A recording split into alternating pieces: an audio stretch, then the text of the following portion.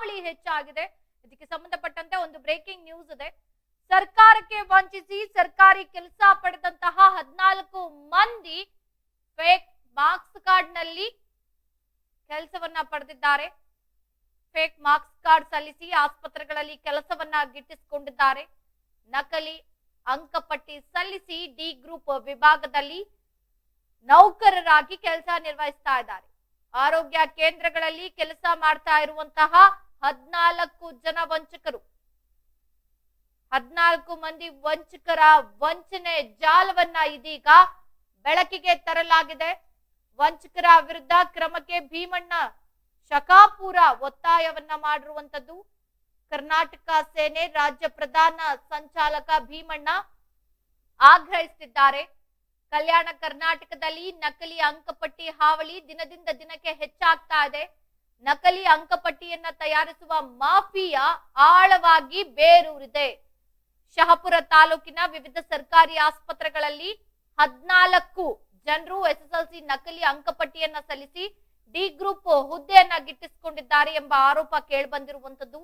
ಬಹುತೇಕರು ಜೇವರ್ಗಿ ಅಫ್ಜಲಾಪುರ ಮೂಲದವರಾಗಿದ್ದಾರೆ.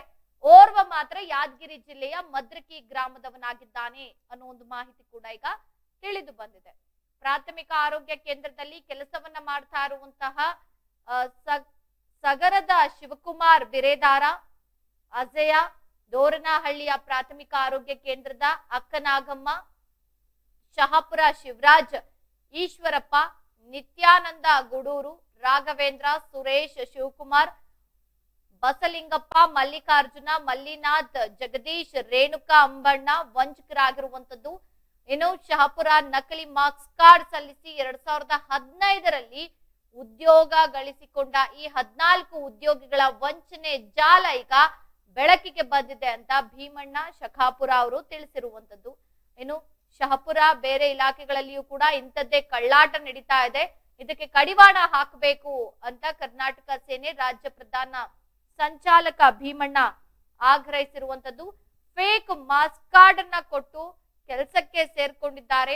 ಅದು ಆರೋಗ್ಯ ಇಲಾಖೆಯಲ್ಲಿ ಇವರು ಕೆಲಸವನ್ನ ಮಾಡ್ತಾ ಇರುವಂತದ್ದು. ಡಿ ಗ್ರೂಪ್ ನೌಕರರಾಗಿ ಜನ ಯಾವ್ದಾವ್ದ್ರಲ್ಲೆಲ್ಲ ಮೋಸ ಮಾಡ್ಬೋದು, ಯಾವ್ದ್ಯಾವ್ದ್ರಲ್ಲೆಲ್ಲ ವಂಚನೆ ಮಾಡ್ಬೋದು, ಎಲ್ಲದರಲ್ಲೂ ಕೂಡ ಮಾಡ್ತಾರೆ. ಇತ್ತೀಚಿನ ದಿನಗಳಲ್ಲಿ ಟೆಕ್ನಾಲಜಿ ಎಷ್ಟು ಮುಂದುವರಿತಾ ಇದೆಯೋ ಅದೇ ರೀತಿ ಜನರ ಮೈಂಡ್ಗಳು ಕೂಡ ಹಾಗೆ ಕ್ರಿಮಿನಲ್ ಕೆಲಸ ಮಾಡ್ಲಿಕ್ಕೆ ಮುಂದಾಗ್ತಾ ಇದೆ ಅಂತ ಹೇಳಿದ್ರು ತಪ್ಪಾಗ್ಲಿಕ್ಕಿಲ್ಲ. ಇಲ್ಲಿ ನಕಲಿ ಅಂಕಪಟ್ಟಿಯನ್ನ ಸಲ್ಲಿಸಿ ಡಿ ಗ್ರೂಪ್ ನೌಕರರು ಈ ರೀತಿ ವಂಚನೆಗೆ ಮುಂದಾಗಿರುವಂತದ್ದು. ಈ ಸಂಬಂಧ ಯಾವ ರೀತಿ ಕ್ರಮವನ್ನ ಕೈಗೊಳ್ತಾರೆ ಅಂತ ಕಾದು ನೋಡೋಣ.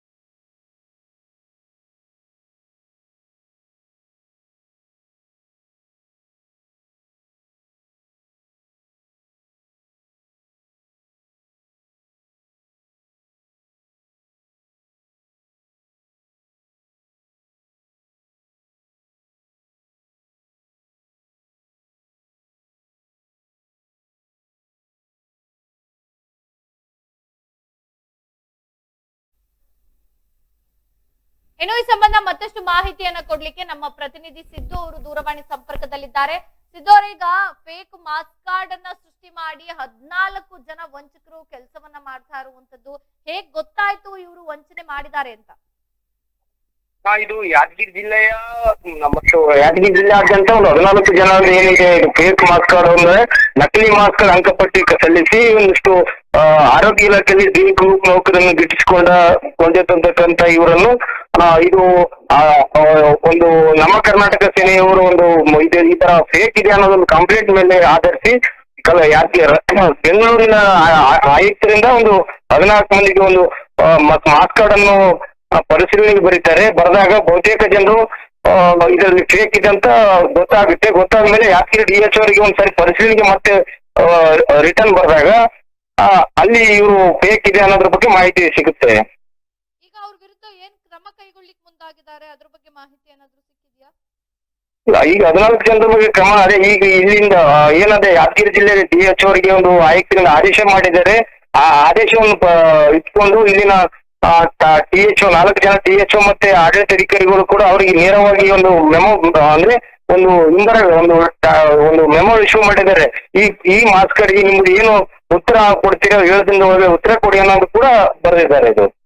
ಓಕೆ, ಈ ರೀತಿಯಾಗಿ ಬೇರೆ ಬೇರೆ ಇಲಾಖೆಗಳಲ್ಲೂ ಕೂಡ ಒಂದಷ್ಟು ಇದೆ ಅನ್ನೋ ಒಂದು ಮಾಹಿತಿ ಕೂಡ ಲಭ್ಯವಾಗಿದೆ. ಹೌದೌದು, ಇದು ಆರೋಗ್ಯ ಇಲಾಖೆಗಿಂತ ಮತ್ತು ನೀರಾವರಿ ಇಲಾಖೆ, ಆಮೇಲೆ ಸಮಾಜ ಕಲ್ಯಾಣ, ಮತ್ತೆ ಇದು ಯಾದಗಿರಿ ಜಿಲ್ಲೆಗೆ 14 ಆದರೆ ಕಲಬುರಗಿ ಜಿಲ್ಲೆ 42 ಜನ ಇದ್ದಾರೆ ಅನ್ನೋದು ಕೂಡ ಅವರು ಏನು ನಮ್ಮ ಕರ್ನಾಟಕ ಸೇನೆಯವರು ಆರೋಪ ಮಾಡ್ತಾ ಇದ್ದಾರೆ. ಓಕೆ ಓಕೆ, ಧನ್ಯವಾದ ತಮ್ಮೆಲ್ಲ ಮಾಹಿತಿಗಾಗಿ ಸಿದ್ದು. ಏನೋ ಈ ಸಂಬಂಧ ಬಹುತೇಕರು ಕೂಡ ಇಲ್ಲಿ 14 ಜನ ಏನ್ ವಂಚನೆ ಮಾಡಿದ್ದಾರೆ ಈ ಸಂಬಂಧ ಈಗ 7 ದಿನಗಳ ಕಾಲಾವಕಾಶ ಕೊಟ್ಟು ಇದಕ್ಕೆ ಉತ್ತರವನ್ನ ಕೇಳಿದಾರಂತೆ. ಯಾವ ರೀತಿ ಉತ್ತರ ಕೊಡ್ತಾರೆ, ಜೊತೆಗೆ ಇವರ ವಿರುದ್ಧ ಯಾವ ರೀತಿ ಕ್ರಮವನ್ನ ಕೈಗೊಳ್ತಾರೆ ಅಂತ ಕಾದು ನೋಡೋಣ.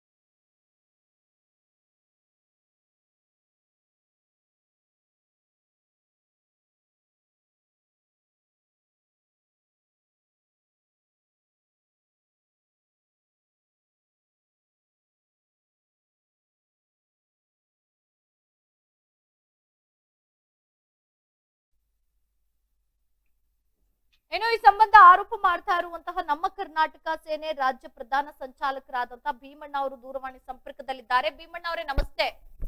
ನಮಸ್ಕಾರ ಮೇಡಮ್. ಈಗ ಸರ್ಕಾರಕ್ಕೆ ವಂಚನೆ ಮಾಡಿ ಸರ್ಕಾರಿ ಕೆಲಸ ಮಾಡ್ತಾ ಇದ್ದಂತ 14 ಜನರನ್ನ ನೀವು ಗುರುತಿಸಿ ಅವರ ವಿರುದ್ಧ ಒಂದಷ್ಟು ಆರೋಪ ಮಾಡ್ತಾ ಇದ್ದೀರಾ, ಫೇಕ್ ಸರ್ಟಿಫಿಕೇಟ್ ಕೊಟ್ಟಿದ್ದಾರೆ ಅಂತ.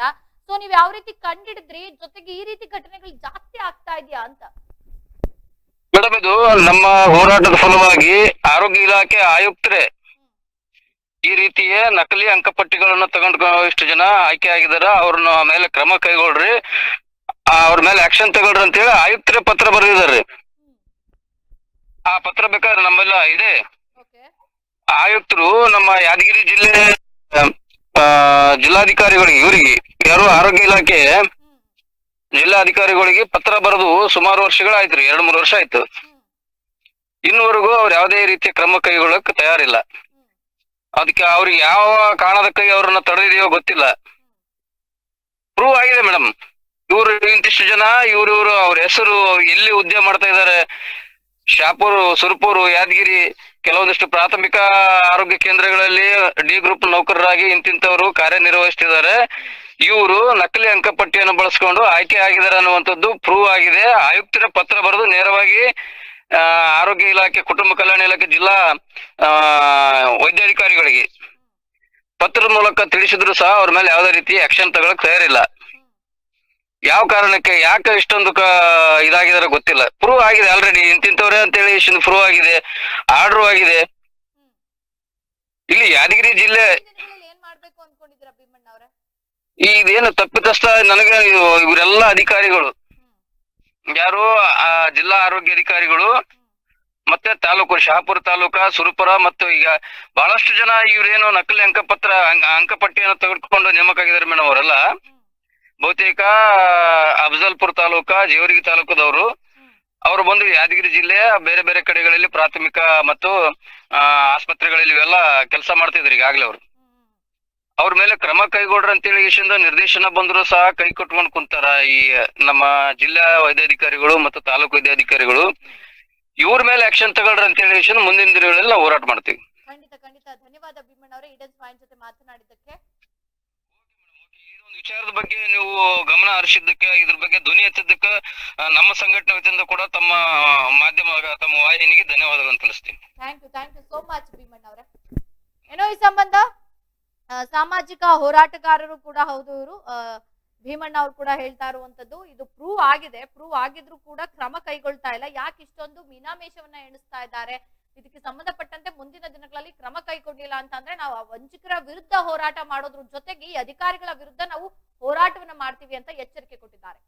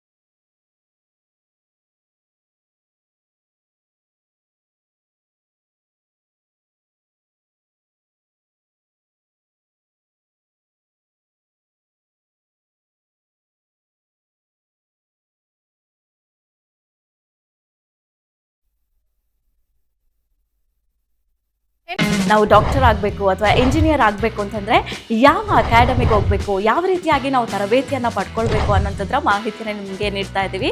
ನಮ್ಮ ಸಂಸ್ಥೆ ಎಕ್ಸೆಲ್ ಅಕಾಡೆಮಿಕ್ ಸಂಸ್ಥೆ 15 ವರ್ಷದಿಂದ ನೀಟ್ ಮತ್ತು CET JEE ಕೋಚಿಂಗ್ ಕೊಡ್ತಾ ಬರ್ತೀವಿ. ನಂಬರ್ 1 ಫ್ಯಾಕಲ್ಟೀಸಿಂದ ನಾವು ಟೀಚ್ ಮಾಡಿಸ್ತೀವಿ. ಅಂದರೆ ಇಂಡಿಯಾದ ನಂಬರ್ 1 ಫ್ಯಾಕಲ್ಟೀಸ್. ನಾವು ನೀಟ್ ಕ್ರ್ಯಾಶ್ ಕೋರ್ಸ್ನ ಕೊಡ್ತೀವಿ ಮತ್ತು CET ಕ್ರ್ಯಾಶ್ ಕೋರ್ಸ್ನ ಕೊಡ್ತೀವಿ. ಕ್ರ್ಯಾಶ್ ಕೋರ್ಸ್ನ ಸೆಕೆಂಡ್ PUC ಸೈನ್ಸ್ ಯಾರು ಓದ್ತಾ ಇದ್ದಾರೆ ಅಂಥ ಮಕ್ಕಳಿಗೆ ನಾವು ಕೊಡ್ತೀವಿ. ಸೆಕೆಂಡ್ PUC ಕಂಪ್ಲೀಟ್ ಆಗಿರೋ ಮಕ್ಕಳಿಗೂ ಕೂಡ ನಾವು ಈ ಕ್ರ್ಯಾಶ್ ಕೋರ್ಸ್ನ ಕೊಡ್ತೀವಿ. ಪ್ರತಿದಿನವೂ ಕೂಡ ನಾವು ಡೈಲಿ ಟೆಸ್ಟ್ ಕಂಡಕ್ಟ್ ಮಾಡ್ತೀವಿ.